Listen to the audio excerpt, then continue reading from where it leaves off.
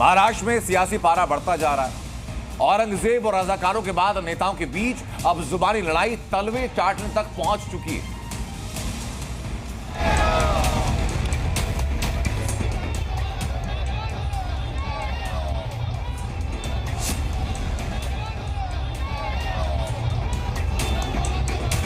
कटेंगे तो कटेंगे। औरंगजेब की औलाद औरंगजेब के रास्ते पर चलेगा। वोट के धर्म युद्ध से हमको देना है। महाविकास आघाड़ी तलवे चाटने की राजनीति कर रही है। गीदड़ के मुंह में खून।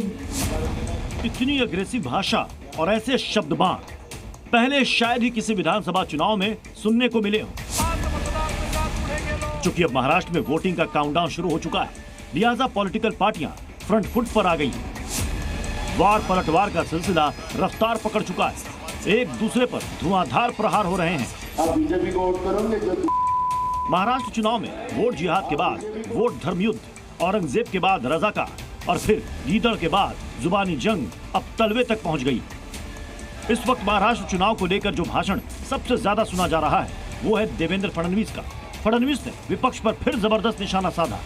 उलेमा बोर्ड को सपोर्ट के मामले में फडणवीस ने कहा कि महाविकास आघाड़ी ने मुस्लिम उलेमाओं के तलवे चाटने शुरू कर दिए। जिस प्रकार की परिस्थिति लोकसभा के बाद तैयार हुई, अब जो डर हमको था, ये वापस महाविकास आघाड़ी तलवे चाटने की राजनीति कर रही है मुस्लिम उलेमाओं के। क्योंकि मैं उदाहरण आपको बताना चाहता हूं। अभी उलेमा काउंसिल ने उनको समर्थन घोषित किया। 17 मांगे उन्होंने रखी थी। इन्होंने बकायदा पत्र दिया है कि 17 मांगे हम मंजूर करते हैं। मुझे उसमें आपत्ति नहीं है अगर कोई मांगे रखता है, कोई मंजूर। मांगे कौन सी है? मैं एक मांग आपको बताता हूं उसमें से। एक मांग उसमें से है 2012 से 2024 तक महाराष्ट्र में जो दंगे हुए, उन दंगों में जिन मुस्लिम समुदाय के लोगों पर केसेस हुई है, वो सारी केसेस खारिज की जाएगी, वापस ले ली जाएगी। महाविकास आघाड़ी के खिलाफ फडणवीस की टिप्पणी चुनाव में काफी असरदार साबित हो सकती है। डिप्टी सीएम उलेमाओं के समर्थन वाले मुद्दे पर लगातार मुखर हैं। औरंगजेब और रजाकारों को लेकर फडणवीस और क्या ये जबान ओवैसी के बीच भीषण द्वंद्व भी छिड़ा था। ये क्या यहाँ पर हो रहा है? यहाँ पर आकर हमको धमकियां दी जा रही है। यहाँ पर आकर औरंगजेब का महिमा मंडन हो रहा है। मैं बता देना चाहता हूँ, भारत का जो सच्चा मुसलमान है वो भी औरंगजेब को अपना हीरो नहीं मानता। अरे औरंगजेब तो आक्रमणकारी था, उसने हम पर आक्रमण किया था। को राइट है, किसको डाले ना डाले वो बोलने का राइट है। मॉडल कोड ऑफ कंडक्ट का वायलेशन नहीं होता है तो क्यों किसी के पेट में दर्द होगा? बोल रहे हैं भाई। एक तो अपील उसमें ऐड करना चाहिए कि मुंबई में पोलिंग परसेंटेज कम से कम 65% होना चाहिए। वो ऐड करिए ना। ऐसा है, ये रजाकारों के वंशज है, जिन रजाकारों ने हमारे तमाम मराठवाड़ा के लोगों पर अत्याचार किए, जमीनें लूटी, जिन्होंने हमारी महिलाओं की अस्मत को लूटने का प्रयास किया, हमारे परिवारों को तहस नहस किया, ये उनके वारिस है। ये किस मुंह से हमसे बात करेंगे? कोई ताल्लुक नहीं है रजाकारों से। जो रजाकार थे वो पाकिस्तान भाग गए। जो वफादार थे देवेंद्र फडणवीस की रातों की नींद हराम कर रहे हैं।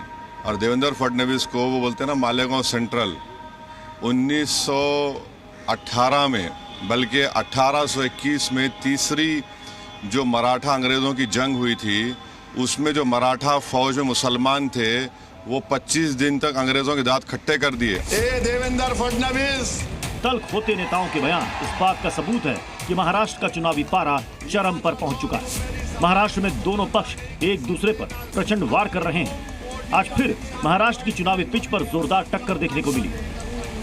इनका मकसद सिर्फ बीजेपी को जिताना है। ये बीजेपी से मिठाई खा चुके हैं, ये बीजेपी के गुलाब जामुन खा रहे हैं, ये बीजेपी की दी हुई वेजिटेरियन नान खलाई खा रहे हैं। और इनका मकसद एक ही है, इनका मकसद एक ही है, जीतना इनका मकसद नहीं है।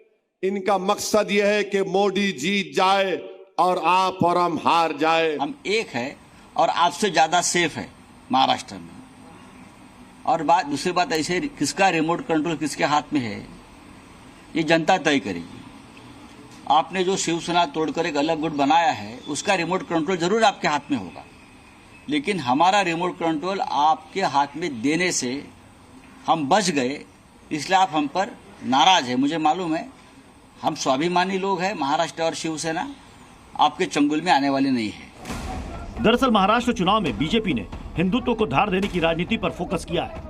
योगी आदित्यनाथ के बटोगे तो कटोगे और पीएम मोदी के एक रहेंगे तो सेफ रहेंगे के नारे के बाद सियासत उसी के इर्द गिर्द घूम रही है।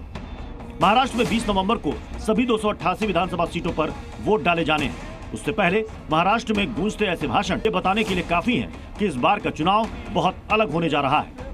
सवाल यही है कि ऐसे भाषण वोटर्स पर कितना असर डालेंगे। ब्यूरो रिपोर्ट, जी मीडिया।